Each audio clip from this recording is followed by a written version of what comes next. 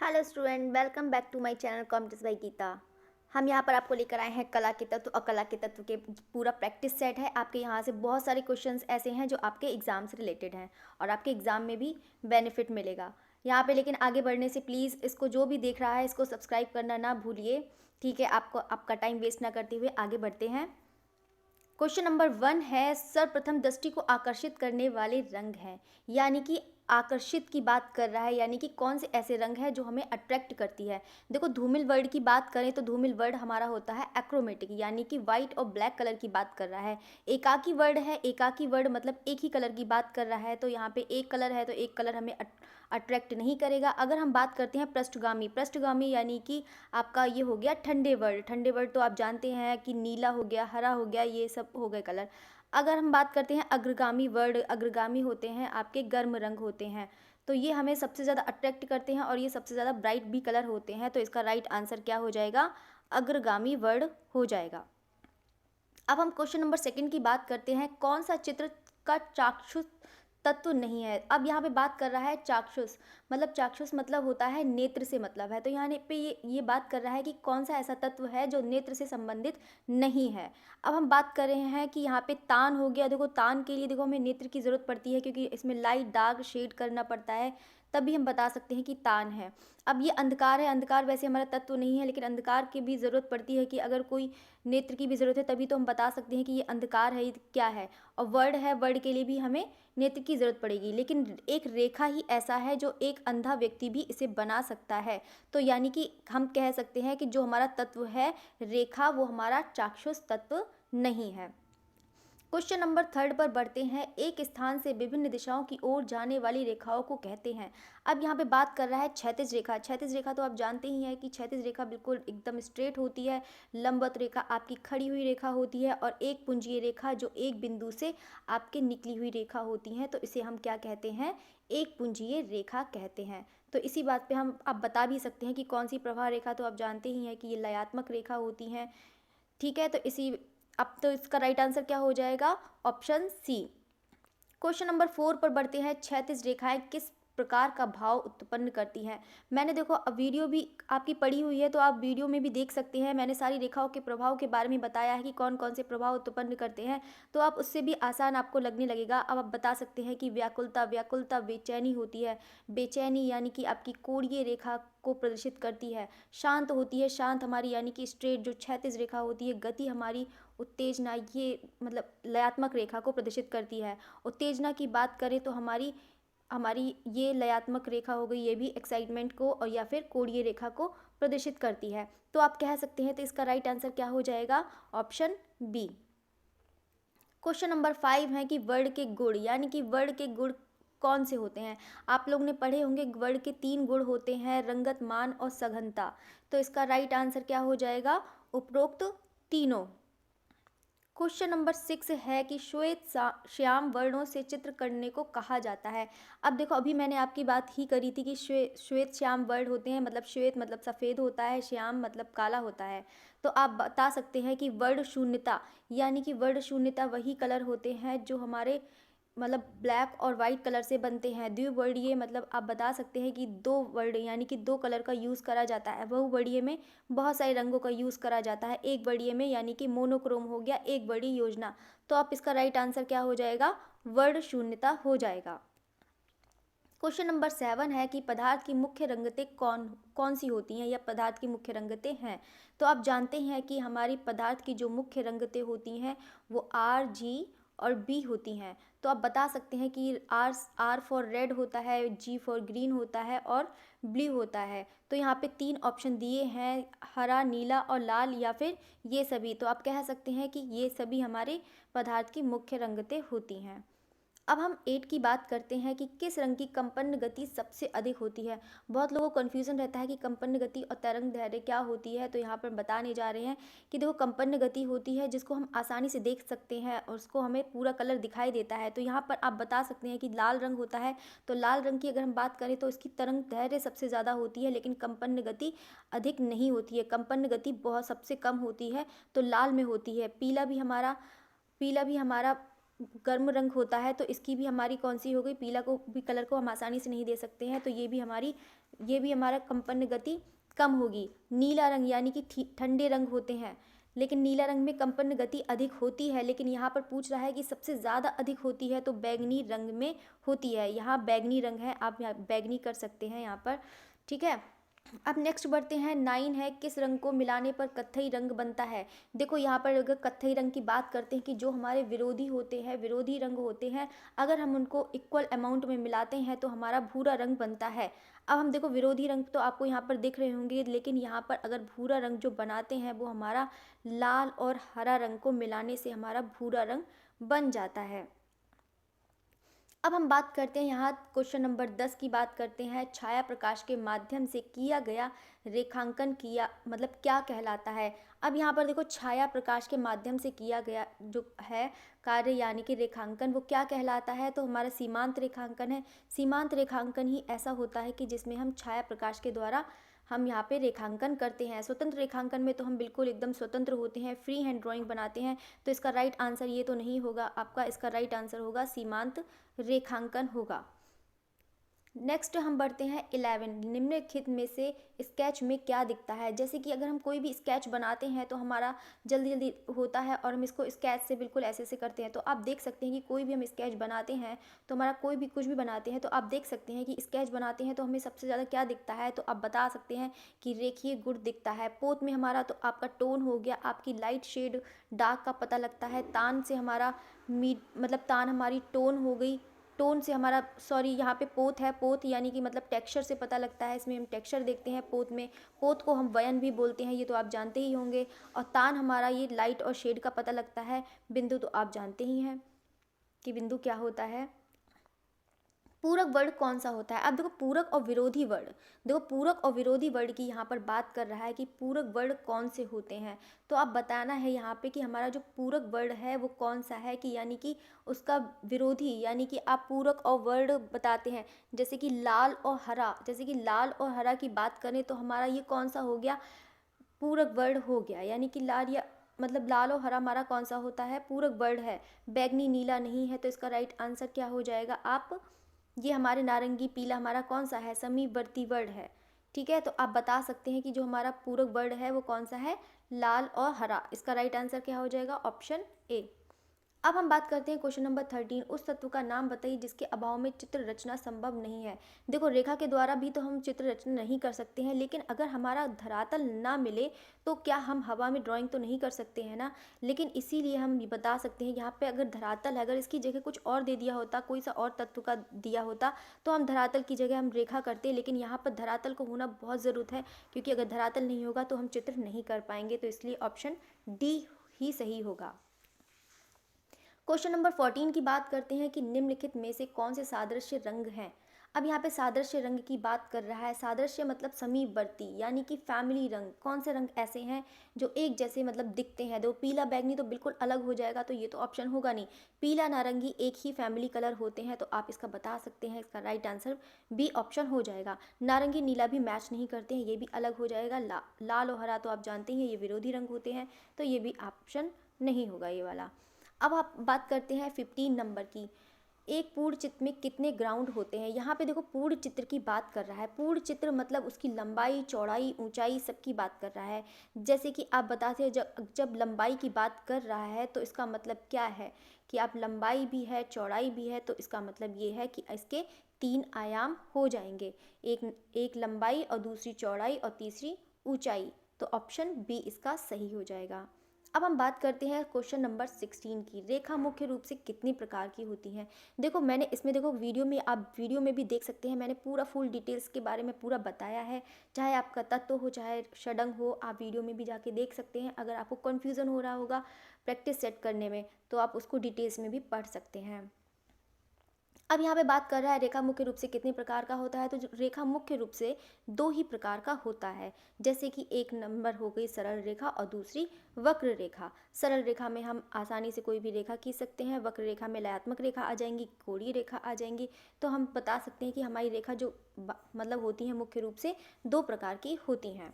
ठीक है, अब हम बात करते हैं, देखो 7 नंबर में तो आप बता सकते हैं कि रेखांकन है, रेखांकन के प्रभाव बोले हैं 8। अब हम बात करते हैं प्रकाश की मुख्य रंगतें। देखो प्रकाश की मुख्य रंगतें, यही चीज़ मैं बता रही थी कि अब भी प्रकाश की मुख्य रंगतें भी पूछ सकता है, पदार्थ की रंगतें भी पूछ सकता है। तो ये सब आपको यहाँ पर करना है RGB।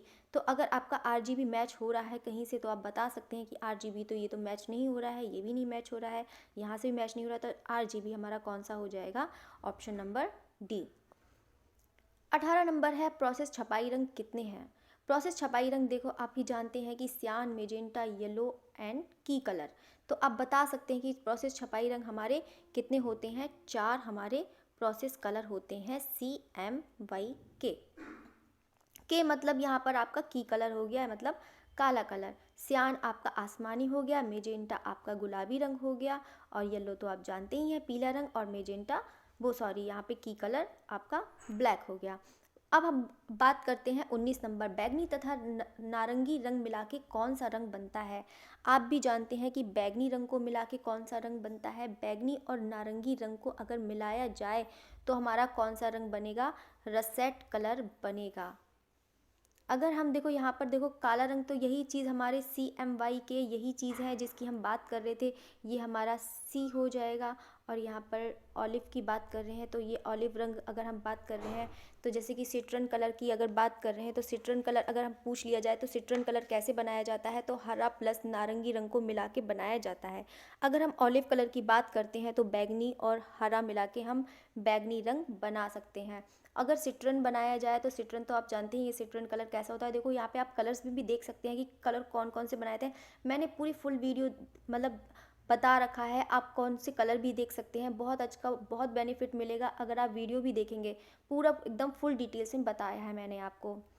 अब हम बात करते हैं 20 नंबर, एक ठोस घन में कितने आयाम होते हैं। देखो ये भी मैंने पूरा पढ़ाया है कि अगर एक ठोस घन की बात कर रहा है तो इसका मतलब ये है कि आपका पूछ रहा है कि यहाँ पे अगर पूरा ठोस घन की बात कर रहा है तो यहाँ पर आप बता सकते हैं कि अगर ठोस घन है तो यहाँ पर पूरा आपका लंबाई, चौड़ाई, ऊंचाई, गहराई मतलब जो भी है, तो आप बता सकते हैं कि एक ठोस घन में कितने आयाम होते हैं। अगर हमें ठोस घन में दिखाई देते हैं, अगर दिखाई देते हैं तो दिखाई हमें 3 देते हैं। अगर हम तल की बात करें तो हमें कितने दिखाई देते हैं, टोटल 3 दिखाई देते हैं। अगर वही बात कर रहा है यहाँ पे ठोस घन की, तो यहाँ पे ठोस घन में कितने आयाम होते हैं, एक ये आयाम हो गया 1, और यहाँ पे 2 हो गया, और ये 3 हो गया, और यहाँ पे 4 हो गया, और एक पीछा वाला 5 हो गया, और एक ऊपर वाला 6 हो गया। तो यानी कि हम टोटल बता सकते हैं कि हमें कितने दिखते हैं। ओस्टवाल्ट में आदर्श चक्र में कितने रंग हैं, तो आप बता सकते हैं कि ओस्टवाल्ट में मैंने पूरा इसमें भी कंप्लीट पढ़ाया है। रंग्स में आप कलर्स में देख सकते हैं कि रंग में कौन कौन सा है, कि 3 नंबर है, 4 है, या 6 नंबर है, या 8 नंबर है। देखो अगर प्राइमरी कलर की बात कर रहा है तो 4 नंबर होता है, अगर सेकेंडरी कलर की बात कर रहा है तब भी 4 होता है। अगर यहाँ पे आदर्श चक्र में कितने रंग बताए गए हैं, तो यहाँ पे आदर्श चक्र में कितने बताए हैं, 8 नंबर मतलब 8 कलर बताए गए हैं, टोटल प्राथमिक और द्वितीयक रंग। अगर हम वही बात करते हैं पूर्ण चक्र की बात कर रहे हैं, पूर्ण चक्र की बात कर रहे हैं, तो हमारे टोटल कितने हो जाएंगे, 24 हो जाएंगे। नेक्स्ट हम बढ़ते हैं 22 है, रूपप्रद कला कौन सी होती है। देखो रूपप्रद कला कौन सी होती है, रूपप्रद कला मतलब आप बता सकते हैं कि रूपप्रद कला होती है जो हम कोई भी पदार्थ होता है या किसी को हम एक नया रूप दे देते हैं तो वो हमारी रूपप्रद कला हो जाती है। अब देखो रूपप्रद कला में देखो चित्रकला हो गया, मूर्ति कला हो गया, वास्तुकला, इनको हमें सब माध्यम की ज़रूरत पड़ती है, उसी से तो हम रूपप्रद कला बना सकते हैं। लेकिन यहाँ पे पूछ रहा है कि कौन सी नहीं है, तो नहीं का मतलब हो जाएगा आपकी संगीत कला, तो इसमें हमें माध्यम की ज़रूरत नहीं पड़ती है, तो हम बता सकते हैं कि हमारा ऑप्शन नंबर डी ठीक होगा। अब हम बात करते हैं 23, रेखा के प्रभाव मुख्य रूप से कितने प्रकार के होते हैं। देखो रेखा के प्रभाव की हम बात कर रहे हैं तो यानी कि रेखा के प्रभाव आपके हो जाएंगे टोटल 8 हो जाएंगे। ये जो इसके बारे में मैंने पूरा कंप्लीट आपको बता ही दिया है कि जो रेखा के प्रभाव होते हैं वो कितने होते हैं, या फिर रेखा के आपके जो क्या कहते हैं रेखांकन के प्रभाव होते हैं वो कितने होते हैं। तो आप बता सकते हैं कि रेखा के प्रभाव कितने हो जाएंगे, 7 हो जाएंगे। अगर रेखांकन के प्रभाव की बात करें तो 8 हो जाएंगे। मैंने 7 प्रकार आपके लिखवा रखे हैं, आप देख भी सकते हैं। अब देखो यहाँ पे पूछ रहा है रेखांकन मुख्य रूप से कितने प्रकार के होते हैं, तो आप बता ही सकते हैं कि रेखांकन मुख्य रूप से कितने प्रकार के होते हैं। यहाँ 8 नहीं लिखा है यहाँ पर, मतलब यहाँ पे मैंने बता दिया कि रेखांकन 8 प्रकार के होते हैं। ठीक है, तो इसका राइट आंसर 8 हो जाएगा। अब हम बात करते हैं यहाँ पे किस रेखांकन के द्वारा, यानी कि किस रेखांकन के द्वारा ज्यामिति यंत्रों की सहायता से रेखांकन किया जाता है। मतलब आप कोई भी इंस्ट्रूमेंट, मतलब मान लीजिए कि यहाँ पे स्केल हो गया, इरेजर वो सॉरी कंपास हो गया या सेट स्क्वायर हो गया, तो आप इससे यांत्रिक रेखांकन कर सकते हैं। तो हमें ज्यामिति यंत्र की ज़रूरत पड़ती है, तो वो हमारा कौन सा वो हो गया, यांत्रिक रेखांकन हो गया। अब हम बात करते हैं क्वेश्चन नंबर 26, रूप मुख्य रूप से कितने प्रकार का होता है। तो रूप की अगर हम बात करें तो रूप हमारा दो ही प्रकार का होता है, एक होता है सममित और एक होता है असममित। जैसे कि अगर हम कोई यहाँ पर ग्लास बना रहे हैं, तो आपने देखा होगा कि अगर हम इन दोनों के पार्ट करते हैं तो ये एक दूसरे का विलोम होता है, बिल्कुल मतलब हाफ हाफ कर सकते हैं। तो आप बता सकते हैं कि एक दूसरे का विलोम होता है, तो ये सम्मित हो गया, ये एक जैसा ही हाफ पार्ट होगा तो सम्मित हो गया। एक होता है असममित में, आप मतलब कुछ भी बता सकते हैं कि अगर हम उसको हाफ पार्ट करेंगे तो उसका अलग पार्ट होगा, और एक का जैसे आप फॉर एग्जांपल के लिए ग्रेप्स मान लीजिए, अंगूर मान लीजिए, अगर उसका हाफ पार्ट करते हैं तो आधे में अलग होगा और आधे में अलग होगा। तो ये हमारे दो होते हैं, इसको भी मैंने पूरा वीडियो के साथ पूरा समझाया है, आप वीडियो में भी देख सकते हैं। क्वेश्चन नंबर 27 है, कला की भाषा जिन अवधारणाओं पर आधारित है। देखो यहाँ पे कला की भाषा, देखो कला हमारी कोई बोलती तो नहीं है, लेकिन कला की हमारी भाषा भी होती है, लेकिन हम किसके द्वारा मतलब समझ पाते हैं। देखो षडंग में तो अंगों की बात करी गई है, लेकिन कला के तत्व में यहाँ पे बताया गया है कि कला से हम बता भी सकते हैं। अगर हम रेखा के प्रभाव होते हैं, तो रेखा के प्रभाव जो हम लाइन खींचते हैं तो रेखा के प्रभाव हमें बोलती है। जैसे कि आपने देखा होगा रोड पर जाते हैं तो आपने देखा होगा सिंबल्स होते हैं तो आपको दिखते हैं, तो वो आप रेखा हमें बता देती है कि हमें क्या है। तो यानी कि अगर हम बात कर सकते हैं कि कला की हमारी भाषा कौन सी हो गई, तो कला की भाषा हमारी कला के तत्व हो गई है। अब हम बात करते हैं पूर्ण अंधकार में हरी पत्ती पर लाल प्रकाश डालने पर वह दिखाई देती है। देखो आप लोग जाते भी होंगे तो कभी आप देखता होगा कि जब ग्रीन लाइट पड़ती होगी या कोई आपके रेड कलर के कपड़े होंगे, तो आप देखते होंगे कि वहाँ पर जाके आप तो देखते होंगे तो कौन सा रंग बदल जाता है, तो वो काले रंग में परिवर्तित हो जाता है। तो आप बता सकते हैं इसका ऑप्शन बी ठीक होगा। अब हम बात करते हैं 29, रंग पहिए में एक दूसरे के विपरीत रंगों को कहते हैं। यहाँ पे देखो रंग पहिए की बात कर रहा है, वही चक्र की बात कर रहा है कि एक दूसरे के विपरीत रंगों को कहते हैं। जो एक दूसरे के देखो समीपवर्ती होते हैं वो हमारे सादृश्य रंग भी बोल सकते हैं, या फिर हम फैमिली रंग भी बोल सकते हैं, और या फिर हम बता ही दिया है सादृश्य रंग, और या फिर पूरक या विरोधी रंग। पूरक विरोधी रंग होते हैं वो वही जो हमारे रंग जो एक दूसरे के विपरीत होते हैं उसको हम क्या कहते हैं, पूरक या विरोधी रंग बोलते हैं। अब हम क्वेश्चन नंबर 30 पर आते हैं, किसी निश्चित उद्देश्य को लेकर खींची जाती। अब देखो यहाँ पे देखो अनुभूत रेखा क्या होती है। देखो अनुभूत रेखा में कोई निश्चित रेखा नहीं होती है, अनुभूत रेखा हमारी वही चीज़ रेखा होती हैं जो हम छाया प्रकाश से बनाते हैं, उसी को ही अनुभूति रेखा कहते हैं। यानी कि इससे हमें आभास होता है या आभासी रेखा है। लेकिन यहाँ पे बात कर रहा है कि किसी निश्चित उद्देश्य को लेकर खींची जाने वाली रेखा हमारी कौन सी कहलाती है, बौद्धिक रेखा कहलाती है। 31 है यहाँ पे, चित्रभूमि पर प्रथम दृश्य प्रत्यक्षीकरण क्या है। अगर देखो कोई भी चित्रभूमि पर प्रथम दृश्य हमारा प्रत्यक्षीकरण होता है तो वो किससे होता है, रंग से तो होता नहीं है। पोत रंग तो हम बाद में देखते हैं, उसका जो टेक्सचर है उसका भी बाद में देखते हैं, टेक्सचर तो सबसे बाद में ही देखते हैं, फिर अंक भी नहीं देखते हैं, उसका हम अंक भी नहीं करते हैं।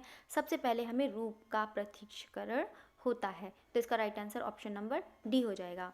अब हम बात करते हैं यहाँ पे छाया प्रकाश के लिए रंग का प्रयोग किया जाता है। देखो यहाँ पे छाया प्रकाश के लिए है, कोई भी छाया प्रकाश यहाँ पे देखो सन अगर लाइट भी है तो आपकी सन जो पड़ती है वो हमारी ऊपर से पड़ती है। अगर हम कोई भी चीज़ जैसे कि हम मान लो हम कोई बॉल बना रहे हैं या कुछ भी बना रहे हैं, तो अगर हम शेडिंग करना शुरू करते हैं तो आपने देखा होगा कि हम नीचे से शेडिंग करना शुरू करते हैं, तो आप बता सकते हैं कि कभी हम ऊपर से तो शेडिंग करेंगे नहीं क्योंकि ऊपर से हमारा लाइट पड़ रहा है, या कहीं उधर से भी होगा, तो आप बता सकते हैं कि हमारा नीचे से करेंगे हम। अब हम बात करते हैं बिंदुओं के मध्य के रेखीय प्रभाव को कहते हैं कि बिंदुओं के मध्य रेखीय के प्रभाव। अब यहाँ पे रेखीय मध्य के रेखीय प्रभाव, अब देखो कोई भी चीज़ बना रहे हैं, आप बाउल बना रहे हैं या फिर कुछ भी बना रहे हैं, तो यहाँ पे रेखीय प्रभाव है जो मध्य की बात कर रहा है, तो यहाँ पे कौन सी बात हो गई, तो आप बता सकते हैं ये हमारी कौन सी हो गई, अनुभूत रेखा हो गई। तो अब बता ही था कौन सी रेखा हो जाती है, जो छाया प्रकाश से होती है, जो हमारी अनुभूत रेखा हो जाती है। अब बात करते हैं यहाँ पे 34, किस वैज्ञानिक ने वर्ड की उत्पत्ति प्रकाश से बताई है। अब यहाँ पे वैज्ञानिक वर्ड की उत्पत्ति से बताई है, किस वैज्ञानिक ने वर्ड की उत्पत्ति बताई है प्रकाश से। तो इसका बहुत ही आसान सा है, तो ये तो कंप्यूटर संबंधित है, ये अब तो होगा नहीं, ये उस्टवाल्ट है, ये आपका व्हील चक्र है, तो आपका राइट आंसर क्या हो जाएगा, न्यूटन हो जाएगा। अब हम बात करते हैं 35 की। वर्ड में कितने गुण होते हैं? देखो वर्ड में आपने भी पढ़ा ही है, अभी मैंने बताया ही थी। वर्ड में अगर देखो इस टाइप से भी पूछ लेते हैं तो क्वेश्चन देखो करने का ऐसे क्या है, एक ही टॉपिक से मतलब 400 500 बता दे सकते हैं, बहुत सारे क्वेश्चन बता देते हैं। तो आप समझ सकते हैं कि कितने आंसर आपको मतलब कैसे मतलब किसी भी तरीके से घुमा के पूछ सकते हैं। ठीक है, तो इसका राइट आंसर आपको क्या देना है कि वर्ड में कितने गुण होते हैं? 1 है, 2 है, 3 है, 4 है। तो इसका राइट आंसर क्या हो जाएगा? वर्ड के 3 गुण हैं, रंगत, मान और सघनता है। तो आप बता सकते हैं इसका ऑप्शन नंबर सी हो जाएगा। अब हम देखो 36 की बात करते हैं कि वर्ड के गुण का मूल कारण है। देखो वर्ड के गुण का मूल कारण होता है वो हमारा क्या होता है? आँखों का प्रकाश होता है, या निश्चित लंबाई होती है, या फिर सूर्य का सतरंगी रूप होता है। देखो वर्ड का जो जो मतलब मूल कारण है वो हमारी निश्चित लंबाई से कोई मतलब है ही नहीं। सूर्य का जो हमारा गुण है यानी कि आँखों का प्रकाश भी नहीं है। सूर्य का सतरंगी रूप है यानी कि इसका राइट आंसर क्या हो जाएगा? सूर्य का सतरंगी रूप, यानी कि जो विबग्योर है वो हमारा वर्ड के गुण का मूल कारण हो जाएगा। ठीक है, अब हम बात करते हैं 37 धातुओं के रंग बनाए गए। धातुओं के रंग देखो 14वीं शताब्दी की अगर हम बात करें तो 14वीं शताब्दी में तो कागज़ का हुआ था, आपने पढ़ा ही था, उसमें पढ़ा था अपभ्रंश शैली में 14वीं शताब्दी में 1350 के लगभग में कागज़ आया था। तो यहाँ पे बता सकते हैं कि जो 12वीं तो हमारा बहुत पुराना हो जाएगा। तो अगर हम बात कहते हैं धातुओं के रंग जो बनाए गए थे वो 18वीं शताब्दी में बनाए गए थे। अब हम बात करते हैं यहाँ पे 38 रंग की शुद्धता से प्राप्त किया जाता है। देखो रंग की शुद्धता होती है, जो रंग की शुद्धता का परिचायक होती है वो हमारी क्या होती है?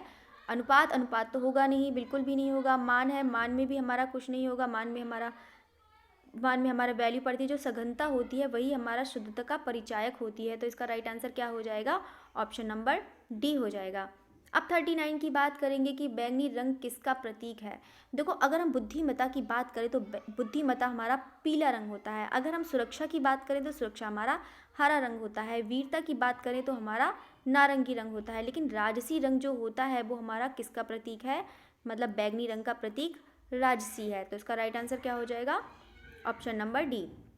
अब अगर हम बात करते हैं ओस्टवाल्ड रंग चक्र में कितने रंग हैं? अभी मैंने इसका भी बताया था। देखो किसी टाइप से पूछ लेते हैं तो उसका भी मैंने यहाँ पर दे दिया है। तो आप देख सकते हैं ओस्टवाल्ड रंग में चक्र कितने रंग होते हैं? 3, 4, 6, 8 आप बता ही सकते हैं। तो इसका कितना आंसर हो जाएगा? 8 हो जाएगा।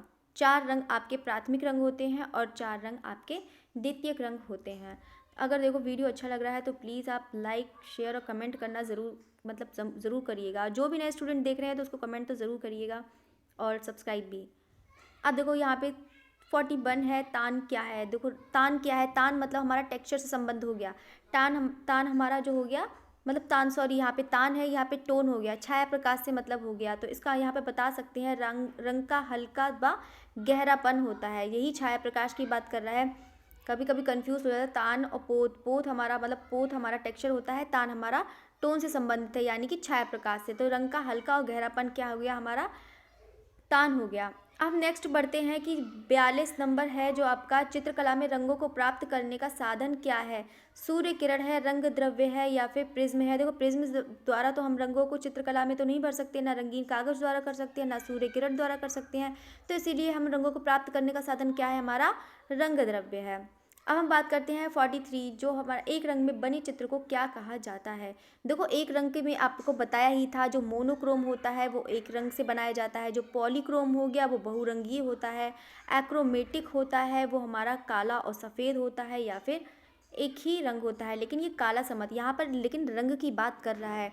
और काला सफ़ेद हमारा कलर नहीं है, तो हमारे तटस्थ रंग है, ये न्यूट्रल कलर होते हैं, इसको हम एक्रोमेटिक में रखा गया है। तो इसका जो आंसर हो गया, राइट आंसर क्या हो गया? इसका मोनोक्रोम राइट आंसर हो गया है।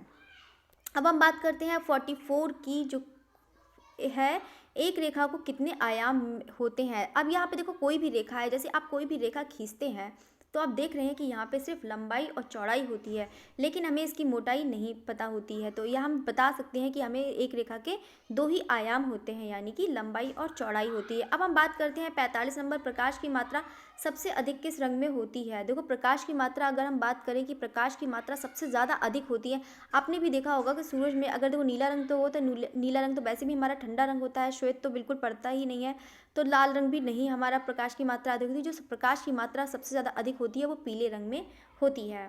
बस यहीं आपका वीडियो यहीं ख़त्म होता है। अगर आपको वीडियो अच्छी लग रही है तो प्लीज़ सब्सक्राइब करना ना भूलिएगा और कमेंट भी ज़रूर करते रहिएगा। Thanks for watching.